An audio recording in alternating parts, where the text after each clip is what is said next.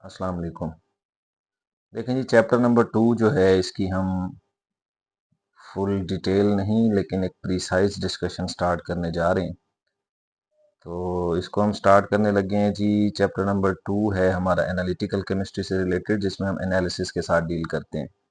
तो इसके सामने मैंने आपके डेफिनेशन जो है वो लिख दी है कि एनालिसिस होता क्या है। देखिए, complete chemical characterisation of a substance जो है वो हम करते हैं एनालिसिस में। मतलब हम जब किसी चीज़ का तज्जिया कर रहे होते हैं तो उसको कम्प्लीटली कैरेक्टराइज करते हैं केमिकली। मतलब क्वालिटेटिव एनालिसिस करके हम उसमें एलिमेंट्स का पता लगाते हैं, फिर क्वांटिटेटिव एनालिसिस की मदद से हम उसमें क्वांटिटीज का पता लगाते हैं, जिससे फाइनली हम मॉलिक्यूलर फार्मूला तक पहुंच जाते हैं और हमारा एनालिसिस कंप्लीट हो जाता है। जो अननोन कंपाउंड है वो आइडेंटिफाई हो जाता है।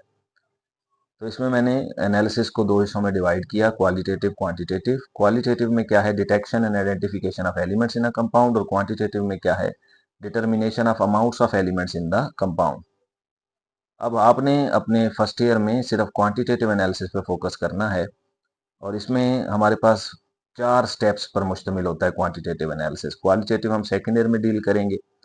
अब ये एमसीक्यू भी आ चुका है कि क्वांटिटेटिव एनालिसिस के कितने स्टेप्स होते हैं, तो देयर आर 4 स्टेप्स। ये लास्ट ईयर एमसीक्यू पूछा गया है। तो पहला स्टेप होता है ऑब्टेनिंग द सैंपल। जिस चीज़ का एनालिसिस कर रहे हैं उसको सैंपल बोलते हैं। तो सैंपल जो है उसको लेके उसका एनालिसिस करने के लिए हम रेडी होते हैं। उसके बाद है जी प्योरिफिकेशन और सेपरेशन। अगर हमारा सैंपल इम्प्योर हो, उसके अंदर इम्प्योरिटीज मौजूद हो, तो जाहिर है उसको हमने, मिसाल के तौर पर मेरे पास एक लिक्विड है जिसको मैंने एनालाइज करना है, वाटर है लेट्स सपोज। अगर उसमें कोई इम्प्योरिटीज हैं, कोई सैंड या डस्ट पार्टिकल्स हैं, तो उसको प्योरीफाई तो करना पड़ेगा ना, क्योंकि उन इम्प्योरिटीज का एनालिसिस तो मैंने नहीं करना, तो इसलिए प्योरिफिकेशन सेकंड स्टेप है।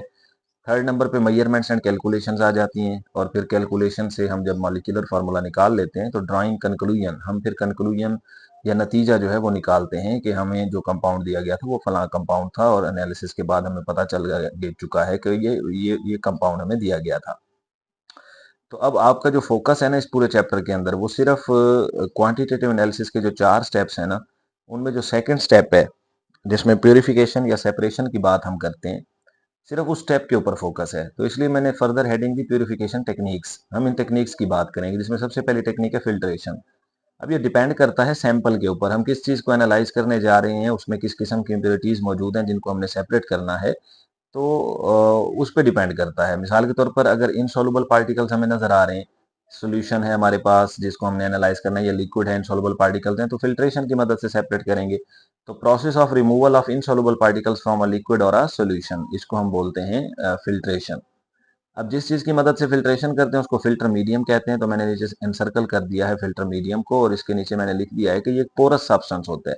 इसके अंदर पोर्स होते हैं, जैसे कि फिल्टर पेपर है उसके अंदर पोर्स होते हैं।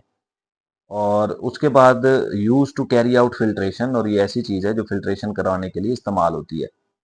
तो इसको डिफाइन करने के लिए आप लिख सकते हैं, porous substance which is used to carry out filtration is known as filter medium. अब दो फिल्टर मीडियम मशहूर हैं जिसमें मैंने यहाँ लिख दिया है। नंबर 1 हमारे पास है फिल्टर पेपर, एंड नंबर 2 है हमारे पास क्रूसिबल्स। फिल्टर क्रूसिबल्स भी इनको कहते हैं। फिल्टर पेपर में दो हैं, number 1 is cone filter paper and number 2 is fluted filter paper.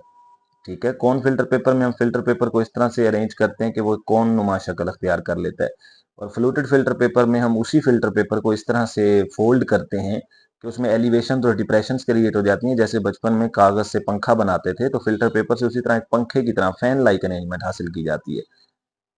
उसके बाद क्रूसिबल्स भी दो टाइप के हैं हमारे पास, number 1 is Gooch crucible and number 2 is sintered glass crucible. अब ये क्या होते हैं, इनको वन बाय वन हमने एक्सप्लेन करना है। तो मैं यहाँ पे आपके सामने बना दिया है मैंने, आप देख सकते हैं। फिल्टर पेपर को मैं एक्सप्लेन करने लगा हूँ। तो ये नीचे अपरेटस है, ये हमारे पास एक फनल है, ये इसका ऊपर वाला पोर्शन कोन की तरह का है। फिल्टर पेपर भी कोन नुमा इसी शक्ल का होता है। नीचे ये जो एक स्टेम है, इसको स्टेम ऑफ फनल कहते हैं। ये पूरा ये फनल है और ये नीचे बीकर है। तो हम क्या करते हैं, फिल्टर पेपर को फोल्ड करके कौन टाइप शक्ल देते हैं, और इसके अंदर हम